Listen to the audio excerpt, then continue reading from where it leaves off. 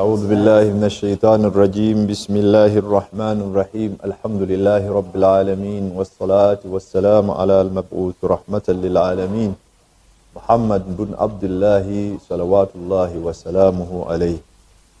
abatulaba abalungi omukutu gwaffe ogwa Al-Hidayah Media tubaaniriza mu programu yaffe y'olwaleero netujjukanyiza ku bimu ku bigambo bya Allah ow'ekitiibwa netumusaba Allah nannyini buyinza okubeera nga atuteeka mu baddu baasiima era tubeere abaddu abakola ku lulwe.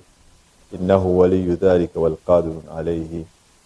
abooluganda olunaku olw'olwaleero tulina ensonga enkulu Allah ow'ekitiibwa gye yatugambako mu Qur'ani ey'ekitiibwa bwe tuba nga twagala okutebenkera emitima gyaffe. Allah ow'ekitiibwa yatugamba tumujjukire nnyo. yagamba alladhina amanu wa tatma'innu qulubuhum bi dhikrillah ala bi dhikrillahi tatma'innu alqulub. yagamba nti abakkiriza bwe baba nga baagala okutebenkera mu mitima gyabwe bajjukireko Mungu, era mu kujjukira Mungu n'okumwogerako emitima gijja kutebenkera. Olwaleero twagadde okumanya ekikwataganye n'okutendereza Allah ne dhikiri esinga okubeera nga nnungi. ala wa hiya qawlu la ilaha illa Allah Muhammad Rasulullah. era netukyaza mu studio zaffe bakadde baffe ababiri abagenda okubeera nga batutambuza mu nsonga eyo, mu mbeera y'okubeera nga batusomesa oba okutujjukiza ekigambo ekyo la ilaha illa Allah, obulungi bwakyo. ekigambo ekyo la ilaha illa Allah okyogera mu zikiri jama'in aw furadan, okubeera nga mukyogerera wamu oba mukyogera nga oli omu, ne Allah byanaaba atusobozesezza okubeera nga tukwatako insha Allah. mukkirize nyanirize bakadde bange basheekhe be tulina mu studio yaffe, sheekhe waffe Abdallah Ali Zikisooka. saba Allah ow'ekitiibwa muwe obusobozi atuwe ku salaamu then tugende mu maaso insha Allah. Assalamu alaikum wa rahmatullahi wa barakatuh. Wa alaikum assalamu wa rahmatullahi wa barakatuh. Tulina mukadde waffe Seeka Abdallah Kibanga.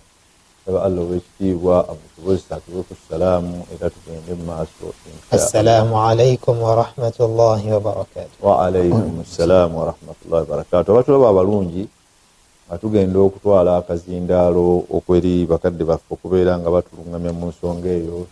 Seeka waffe Kibanga, okusaba ya Rabbi ekifaananyi ekivaayo obulungi obeere ng'otuwa ekigambo la ilaha illa Allah engeri ki gye kyayogerwako mu bitabo bya hadiisi, engeri ki Nabbi sallallahu alayhi wasallam gye yakitwala nga ye priority mu myaka egyo gye yasooka okubeera nga akoowoola egisukka mu 13 15. ekigambo ekyo la ilaha illa Allah ng'akisimbako essira, ng'akitutegeeza, ng'akitunnyonnyola. eddakiika ze tulina saba otubeere nga baako kyotusomesa ekigambo ekyo bismillahi taala.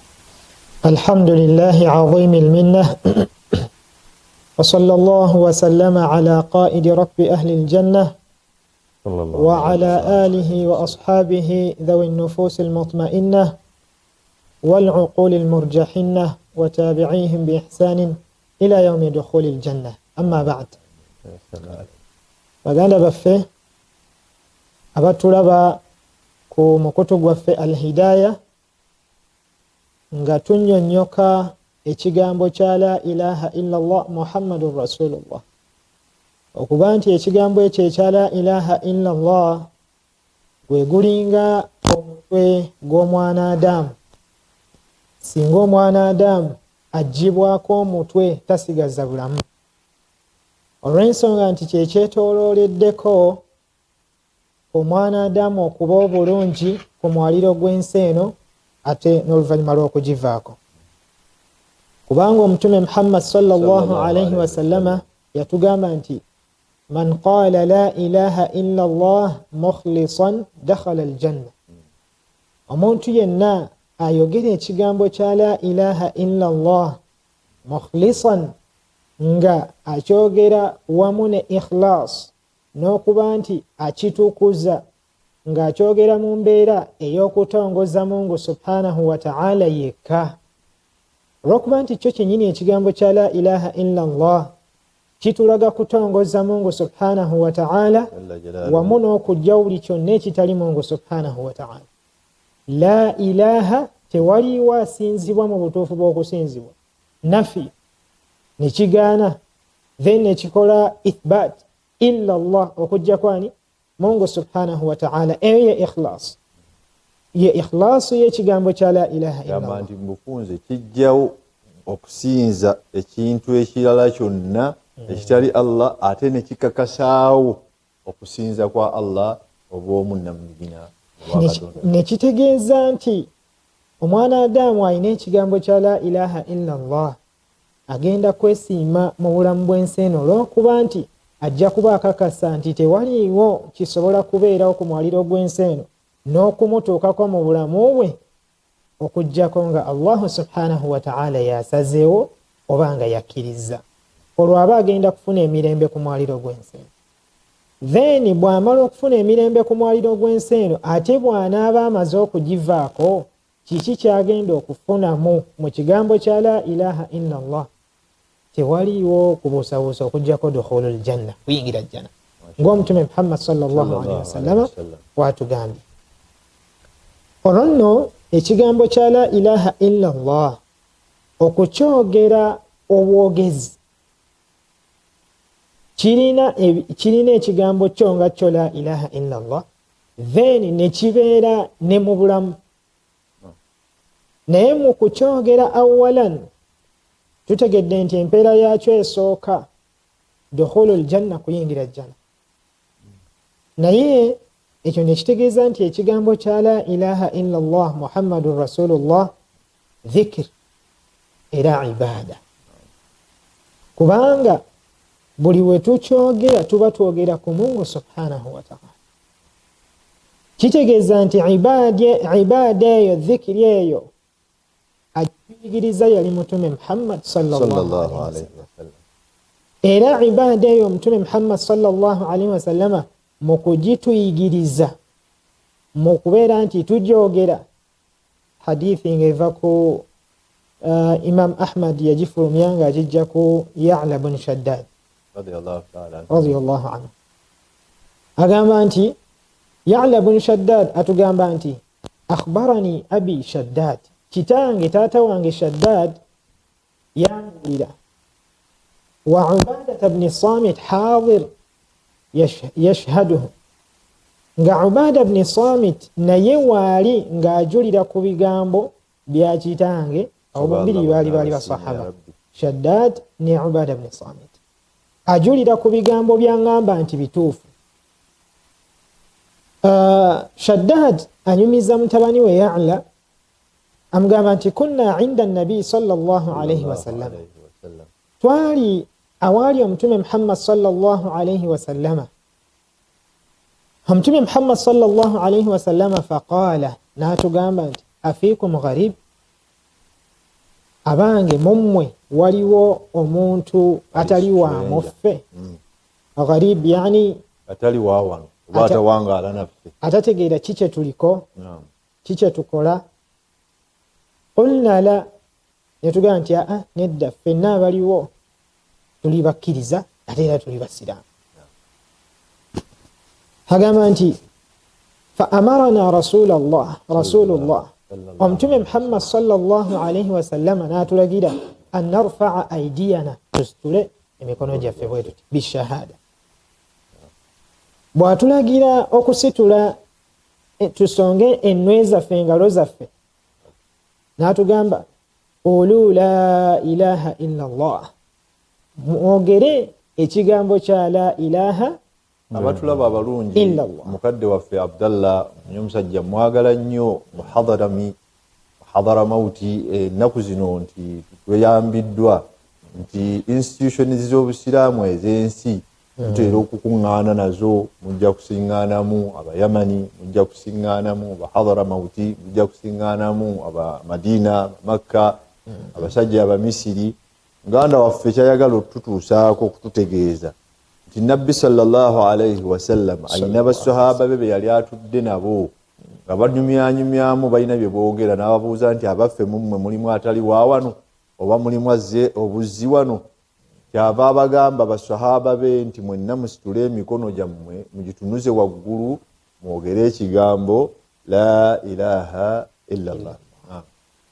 agamba nti farafa'na aidiyana saa, twasitula emikono gyaffe nga tusonze waggulu nga twogera ekigambo kya la ilaha illa allah saa, okumalira ddala essaawa nnamba.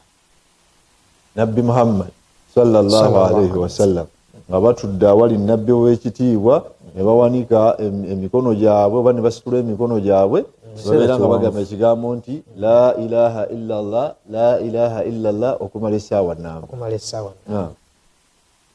Bwe tutunuulira ekyafaayo ekyo mu kuba nti omubaka muhammad sallallahu alaihi wasallam mu lutuula mwe yali yalagira basahaba ridwanullahi alaihim ajmain okwogera ekigambo la ilaha illa allah ebbanga eddene, kubanga oli ayinza oga nti saa kitegeeza akaseera, naye akaseera akatandikirwako okuyita ekigambo nti saa kitegeeza akaseera kaali kanene, kaali kawanvu.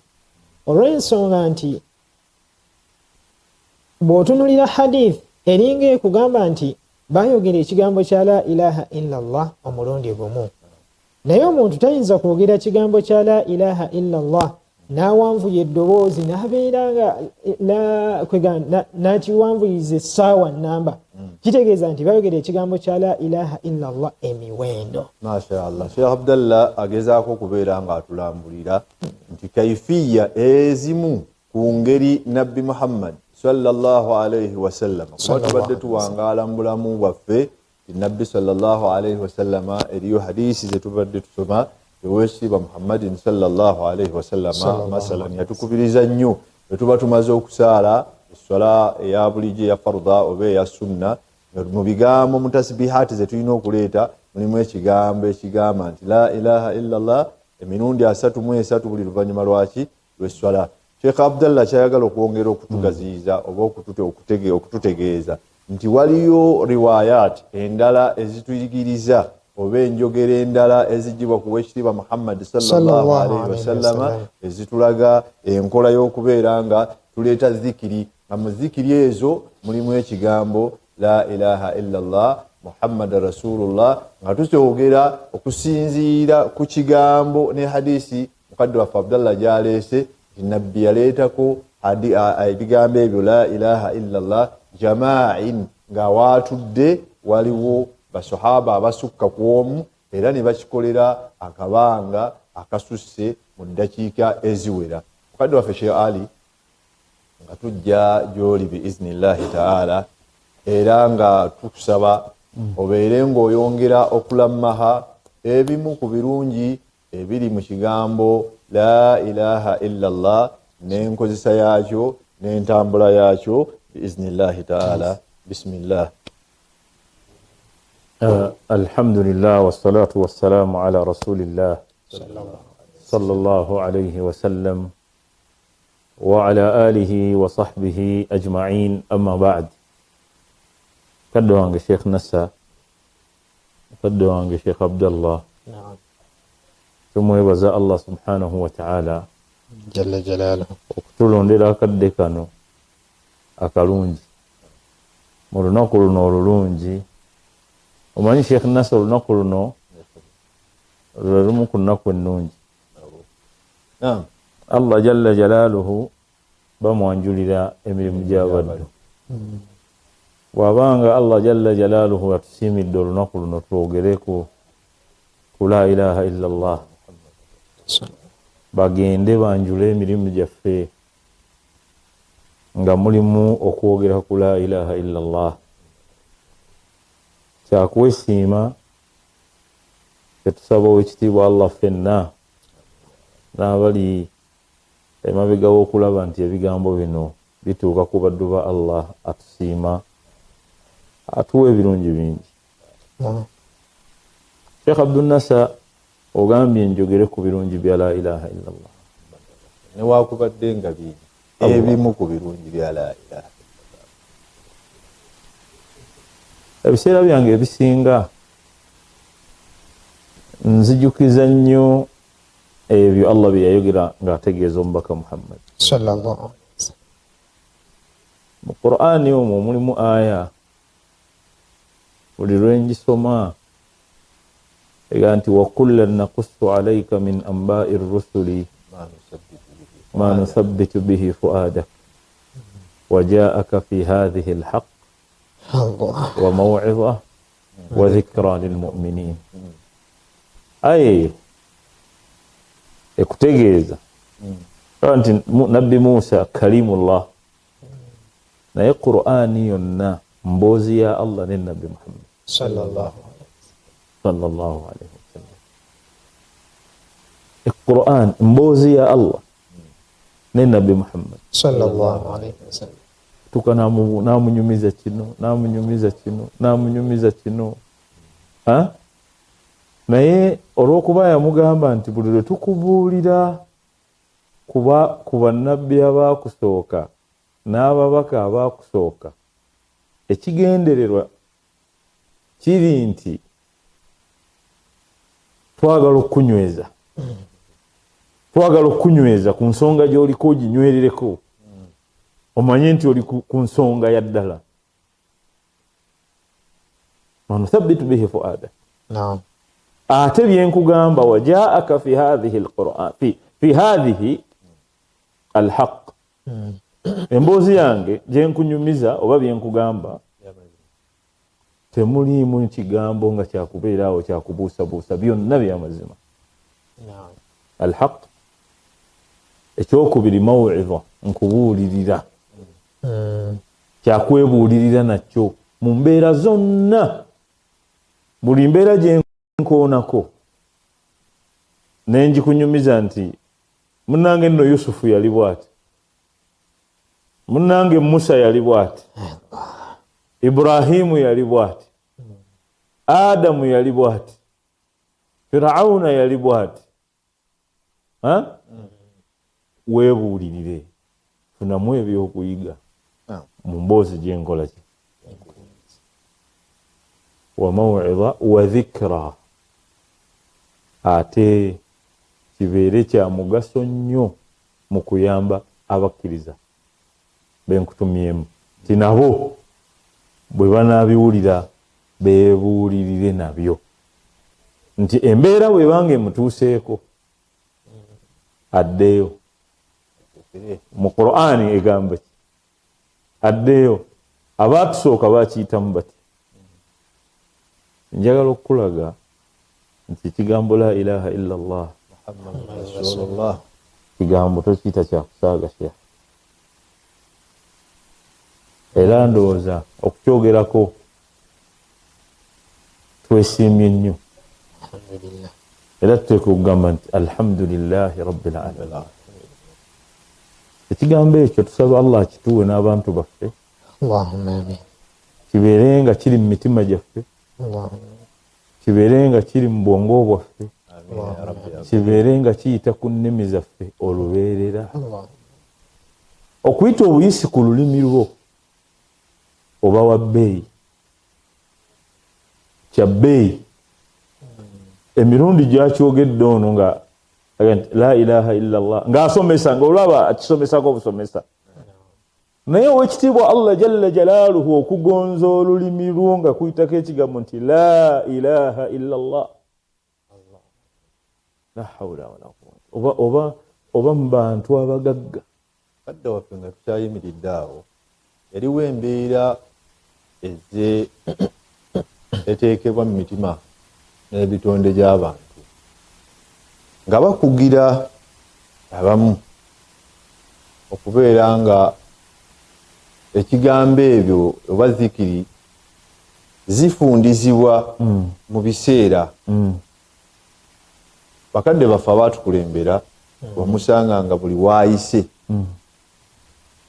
buli ekimukanze, buli wabadde ayina ensonga nga emuzitowako, zikiri tezaabavanga ku nnyumba. Bwe kiri tujja tusangibwa nti ennaku zino tulina ebikemo by'ennyimba, tulina ebikemo bya ebigambo ebinyumizibwa ng'emipiira n'ebirala bitugjeeko nnyo. Bwe tuba nga tukyalina omukisa okujjukiza abantu okubeera nga tuteeka ebigambo ebyo ku mutima, waliwo mu mbeera ey'obusiraamu yonna etuziiza okubeera nga ebigambo ebyo byogerwa mu bulamu obwa bulijjo oba birina kubeera mu kifo kyeyawulidde. Alhamdulillah. Sheikh Abdul Nasser aya yennyini gye nsomye gye mbadde njagala okukuweerako examples nga Allah jalla jalaaluhu anyumiza nabbi sallallahu alaihi wasallam abaamusookawo. Edduniya ejjudde ebizibu. Ekisooka edduniya ejjudde ebizibu nga gw'obyereetedde makasabat aidikum nga gw'okireese ne kikutomera nga kizibu n'oyita mu mbeera ey'akanyigo ku ekyo ky'okoze. Ne wabaawo embeera ey'akanyigo Mungu jalla jalaaluhu gy'akuleetera mu mbeera ey'ekigezo nga oluusi tebaddeemu mukono gwo, kati ng'omuntu w'ensaalwa n'akukolako obulabe mu mbeera efaananako bweti. Naye Allah jalla jalaaluhu yanyumiza nabbi Muhammad sallallahu alaihi wasallama ku nabbi Yunus alaihi salatu wassalam, namwe nti wa dhannun idh dhahaba mughadiba wa dhanna an lan naqdira alayhi. Omusajja oyo nabbi wa Allah jalla jalaaluhu, Allah yamutuma n'akoola abantu ne bagaana n'ekigambo kya la ilaha n'ekigambo la ilaha illa Allah, yena ayagala akiveeko. abantu ne bagaana. Kyenkugambye nti seeka ekigambo ekyo kiraba ng'ekyangu olw'okuba gwe Allah akikuwadde. Naye tunuulira edduniya eno erimu abantu bameka nga la ilaha illa Allah ekyabalemeza gye bali, nga kukyogera bwogezi, kukikkiriza kye kikufuula okuva mu mbeera gy'obaddemu nodda mu mbeera endala, kukiyisa ku lulimi. Ono nabbi bwe yakoola abantu ne bagaana ng'alaba ayagala obbajja mu bubuze abasse mu ttaala batandike okulaba, kuba Sheikh Abdul Nasser, Sheikh Abdallah, bila ilaha illa Allah olina nekyo, olina byolaba abatalina la ilaha illa Allah bye batasobola kulaba. Era olina n'ensonga lwaki otebenkera ne la ilaha illa Allah, wadde nga abatagirina bayinza okuba bayina bye bakusinga ebyensi, n'otebenkera ne la ilaha illa Allah.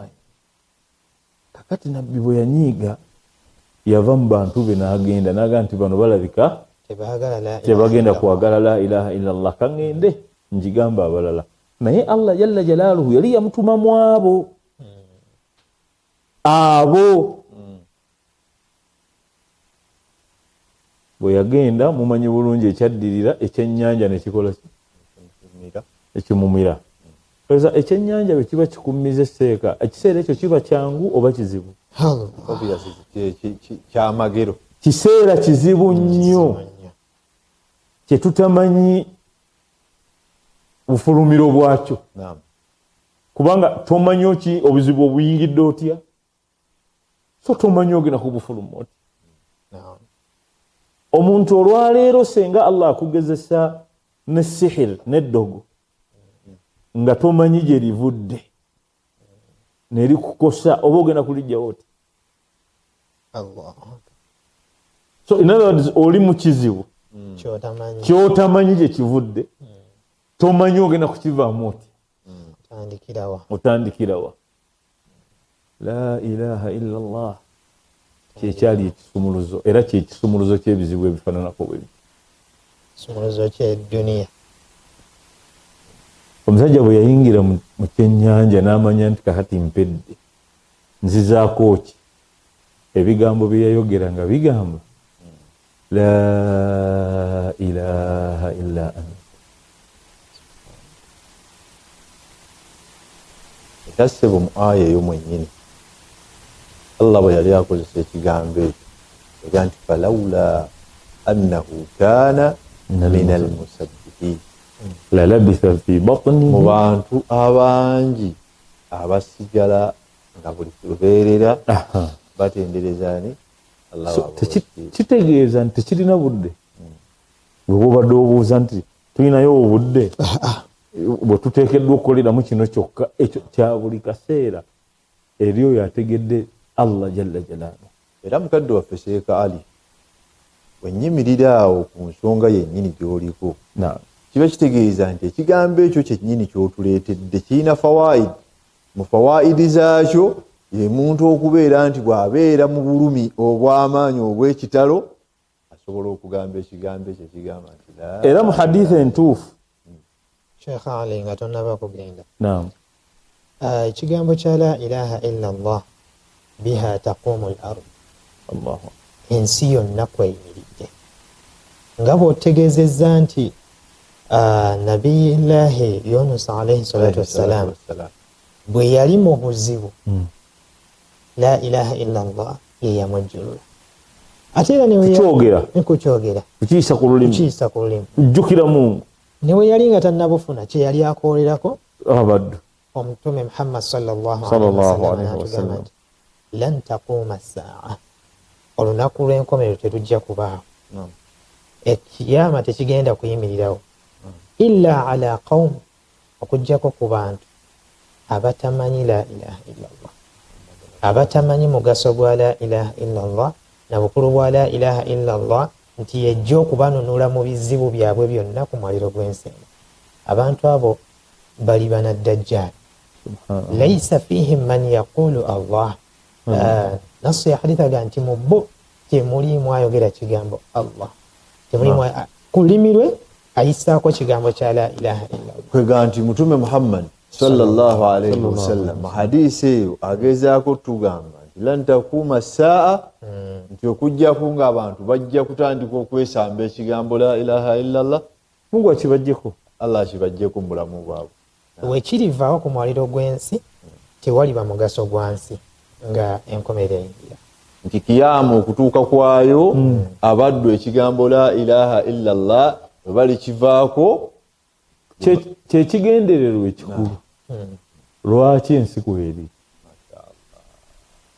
nga tukyali myoyo nga tetunnajja ku nsi, tulina endagaano gye twakola n'ekitiibwa Allah subhanahu wa ta'ala jalla jalaaluhu, nga ya la ilaha illa Allah yendagaano ekuleeta ku nsi. Abdul Nasser, si kukola sente wadde nga sente zitambulira ku nsi, naye nga ekigendererwa ekikulu Allah subhanahu wa ta'ala yagaa nti wa idh akhadha rabbuka min bani adama min dhuhurihim dhurriyatahum wa ashhadahum ala anfusihim alastu bi rabbikum fanna qalu bala shahidna an taqulu yawma, kati ekigenda okuleeta kiyama nga kino mukivuddeko.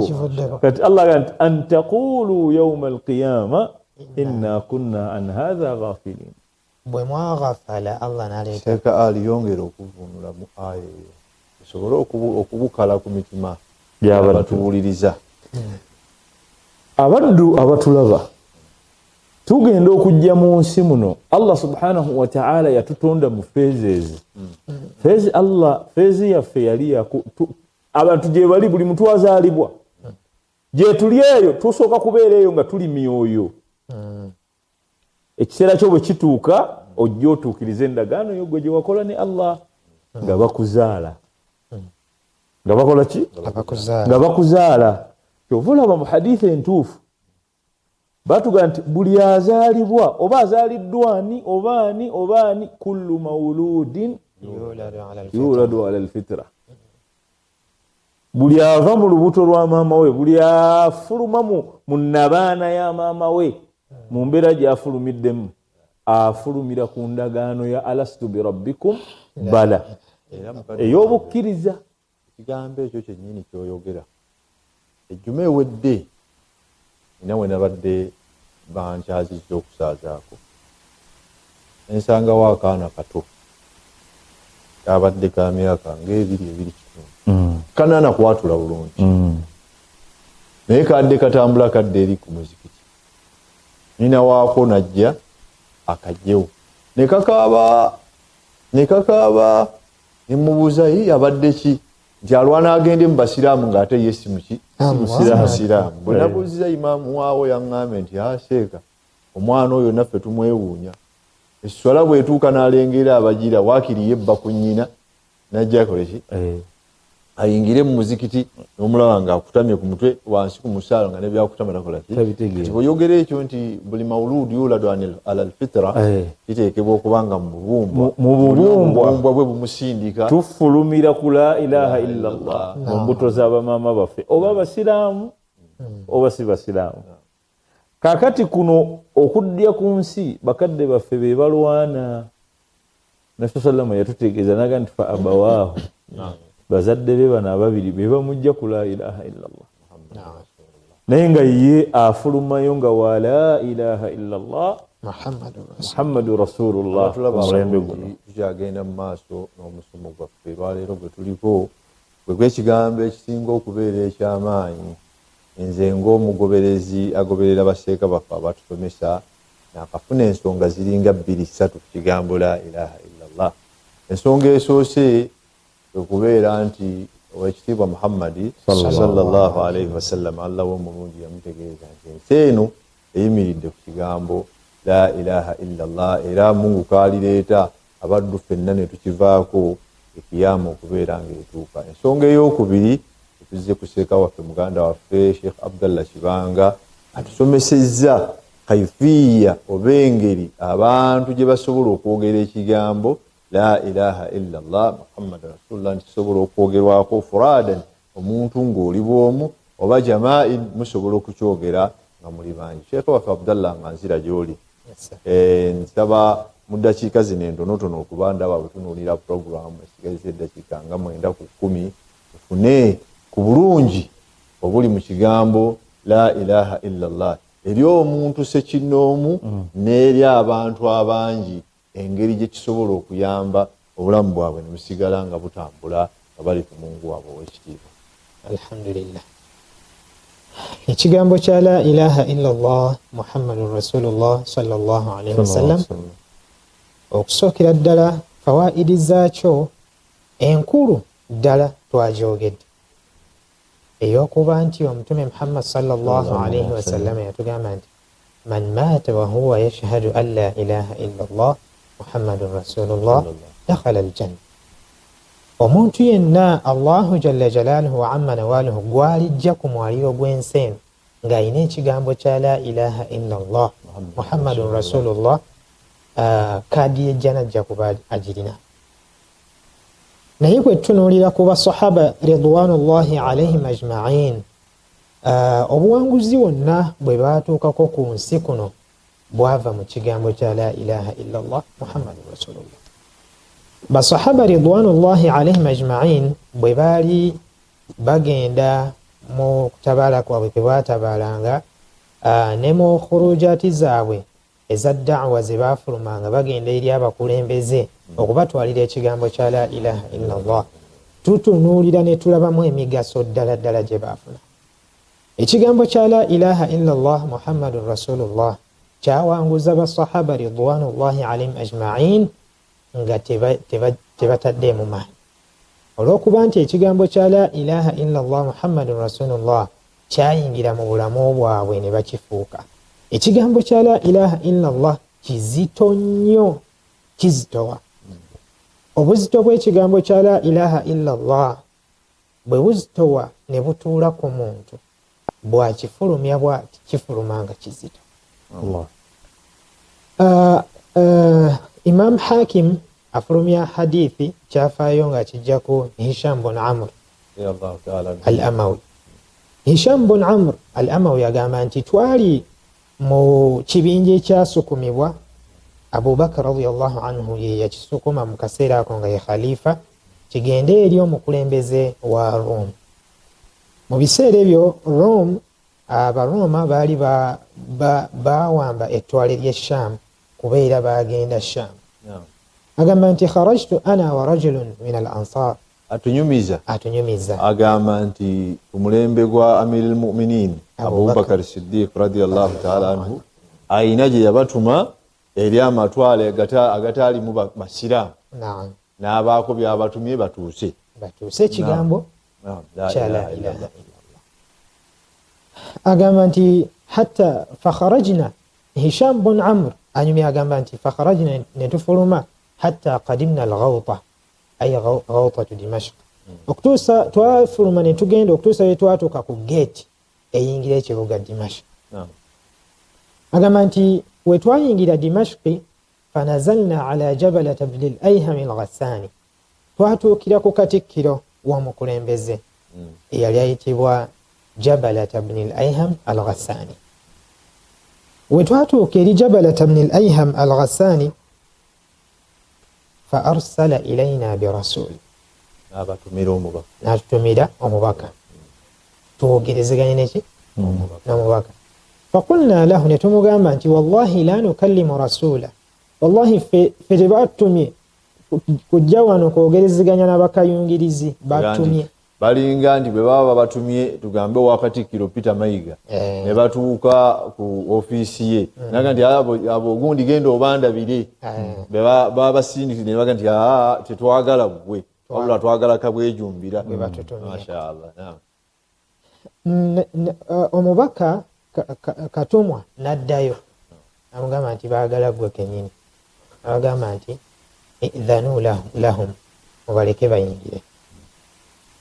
Agamba nti bwe tuyingira, omusajja gwe nali naye, fadaa Jabalata ibn al-Ayham al-Ghassani ila kalimati la ilaha illallah, n'abeera nga yakoowoola Jabalata ibn al-Ayham al-Ghassani, n'amukoola eri ekigambo kya la ilaha illallah. Agamba nti fa idha alayhi thiyabun sud, tugenda okwetegereza Katikkiro ng'engoye zonna zayambadde za black n'ebimwetoolodde byonna bya black. Tumubuuza ki ekikwambazza ebintu ebyo? Abagamba nti labistu, nabyambadde, wa halaftu, n'endayira alla anzi'ahu, nti sigenda kubijjamu hatta ukhrijakum min ash-Sham, kutuusa we nnaabajja mu Sham. Gandi ababaka bano be batumye bwe batuuka owa Katikkiro gwe babatumyeko ne bamukoowola ekigambo la ilaha illallah, bagenda okwetegereza ennyambala gy'ayambadde nga ya black, naye ng'alina ennaziri gye yeetemye ng'agyambala, nti sijja kujjako ki kyambalo kino wailla nga mmaze kubafulumya. Ne tumugamba Hisham bun Amr atunyumiza, atugamba nti faqulna lahu, ne tumugamba nti la wallah, tekisoboka, tosobola kutufulumya mu Sham, kubanga ffe abazze wano lanakhudhanna mulkak, tugenda kutwala obukulembeze bwo. Naye ekigambo kino ekya la ilaha illallah kye tuzze nakyo, aga nti ate si bukulembeze bwokka, walanakhudhanna mulka almaliki al-a'zam, n'oli kabaka eyakulonda nyini obukulembeze bwe tujja butwala olw'ekigambo la ilaha illallah Muhammad rasulullah. Jabalata ibn al-Ayham al-Ghassani n'abagamba lastum hum, si mmwe bo abagenda okutwala obukulembeze bwaffe, kitegeeza nti baali bakola bakimanyi. Ne bamugamba nti yeffe, n'abuuza n'abagamba nti abasajja bali abagenda okutwala obukulembeze bwaffe yaqumuna billayl, ekiro basiiba basaala, wayasumuna binnahar, ate emisana baba basiibye tibalya. fakaifa sawmukum, okusiba kwammwe musiba mutya? Aga nti fa akhbarnahu, ne tumubuulira. Wa kaifa salatukum, musaala mutya? Aga fa akhbarnahu, ne tumubuulira. Famulia wajhuhu sawada, kyenje ne kidduka abasajja batuuse, abasajja ba la ilaha illallah. Ganti omukulembeze ono yalina intelligence ku bantu abalitwala obukulembeze bwe, nti balibeera bwe bati basiibako emisana, ekiro ne babeera nga bayimirira ku lwa Mungu. Nti la ilaha illallah yatuula mu bulamu bwabwe n'ebaleetera embeera efaanako bwetyo. Naye fa arsalana, aga nti n'atusukuma ila almaliki al-a'zam, eri kabwejumbira ye kennyini. aganti bwatusindika eri kabwejumbira falamma qadimna almadina bwetwatuuka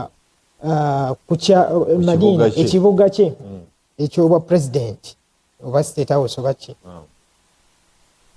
ne tubeera nga twayagala okuyingira ala rawahilina ku nsolo zaffe faqiila lana ne batugamba nti inna dawabbakum hadhihi bino ebisolo byammwe bye muzze nabyo la tadkhulu madinata almalik wano tebiyingira state house ya mukulembeze faqulna wallah tugamba nti wallahi la nadkhulu illa alayha tetugenda kuyingira okujjako kuki ku bisolo bino byetugiddeko ku bumotoka bwaffe buno buvitiizi buno obuntu bwaffe obutonotono gamba nti fa arsalu ila almalik ne batumya eri omukulembeze nti abasajja baganye baagala kuyingira bonga bye bakoze eki laysa takabburan baali tebakikola takabburan nti baagala kwekuluntaza wabula la ilaha illa allah kana akbar alaihim yali nene ku bo nga byonna bye batunuulira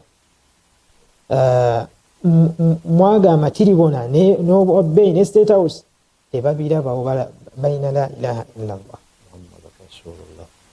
aga nti fadakhalna ila almalik ne tuyingira eri omukulembeze wahuwa fi ghurfatin lahu tugenda okumusiŋŋaana nga ali mu kisenge kye ekyobwa president ala firashin ali ku ntebe ey'obwannamulondo wa idha alayhi libasun humur aga tugenda okumulaba nga ye ayambadde bya red byokka bali babadde mu bulaka then mukama waabwe asembayo ku ntikko ali mu red wama hawlahu humur na byonna ebimwetolodde carpet red carpet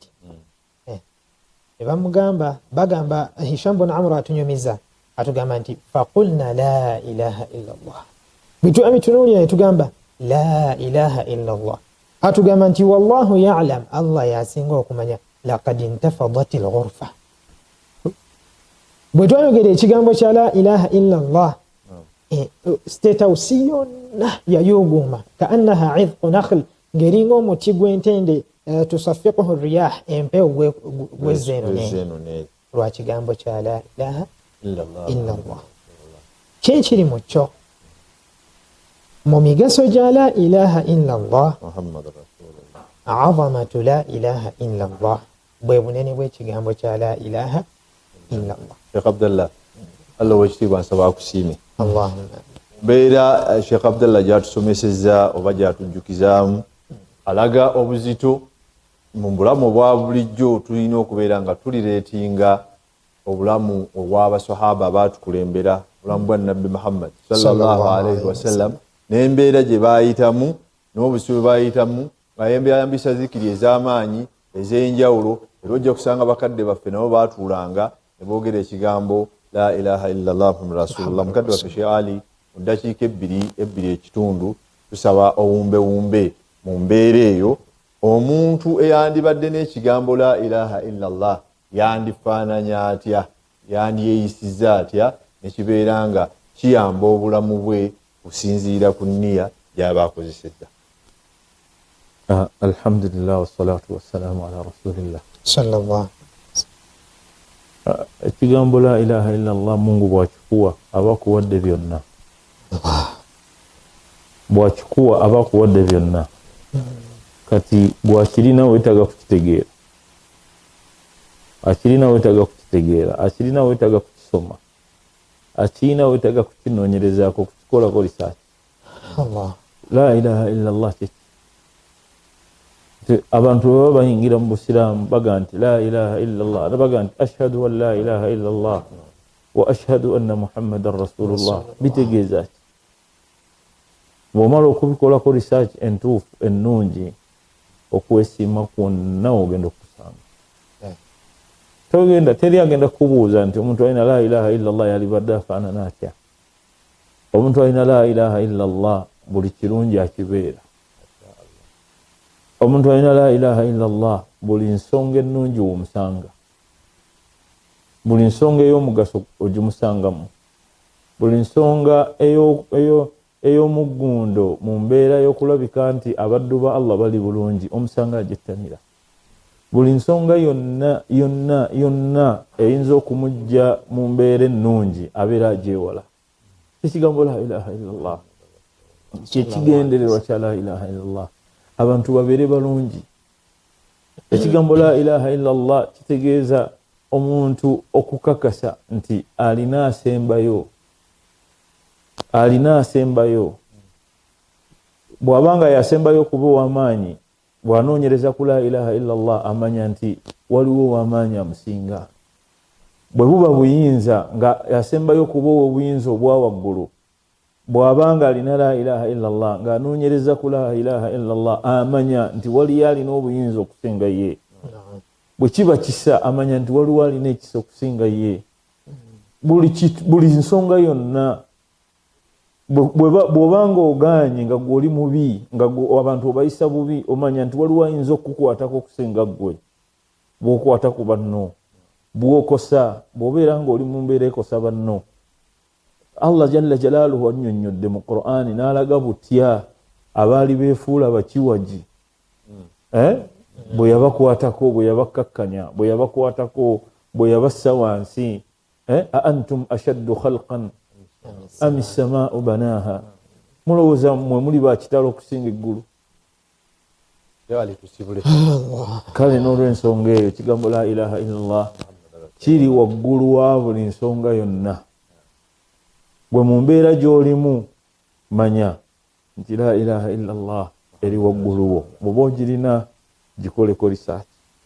Musiraamu oli wa bbeeyi kuba olina la ilaha illallah. Abdallah, ekigambo ekisembayo. Alhamdulillah. Ekigambo ekisembayo nga tumaliriza, ekigambo kya la ilaha illallah tukitwalire mu mbeera bbiri. Embeera gye twasoose nayo ey'okukiyitiriza. Buli we tulaba majalisu dhikr ezirimu ekigambo kya la ilaha illallah kiyitirize, kuba ne basahaba baazinoonyanga. Abdullah ibn Rawaha yakuŋŋaanyanga banne, ta'al nu'minu bi rabbina sa'a, tubeere nga twogera ku kigambo kya la ilaha illallah, tuzze obujja obukkiriza bwaffe akaseera. Ekyokubiri, ekigambo kya la ilaha illallah tumala okukiyitiriza nnyo okukyogera, tubeere nti tukifuuka nga Sheikh Ali bw'abadde atunnyonnyola. Tujja kufuna faida abasahaba ridwanullahi alaihim ajma'in gye baafuna nga bakyogera obunene bwakyo bulabikako ku bintu ebiri zaahir biralwako. Abatulaba abalungi, saba Allah wekitiibwa nannyini buyinza atasulire baseeka baffe ebigambo bye batujjukiza Sheikh Ali, Allah yongere okuwa obulungi n'okusitula Sheikh Abdallah. Saba Allah ateeke mu mitima ebigambo ebyo bifuuke nga birungi gye tuli n'abawulize baffe, era tubakubiriza baddu ba Allah ekigambo ekyo gwe mu ntegeera gy'okitegedde kitegeere nga ggwe omusiraamu, oba okyogedde mu bungi, oba osanze abakyogera ng'osobola okubeera nga enniyayo esobola okukwatagana nabo, mubeera nga tukyogera ne kitambulira ku nnimi zaffe ne mu bikolwa byaffe, tujja kubeera nga twesiimye. Rabbana atina fid dunya hasanatan wa fil akhirati hasanatan wa qina adhaban nar. اللهم لا تزغ قلوبنا بعد إذ هديتنا وهب لنا من لدنك رحمة إنك أنت الوهاب. وصلى الله على سيدنا محمد وآله وصحبه وسلم والحمد لله رب العالمين.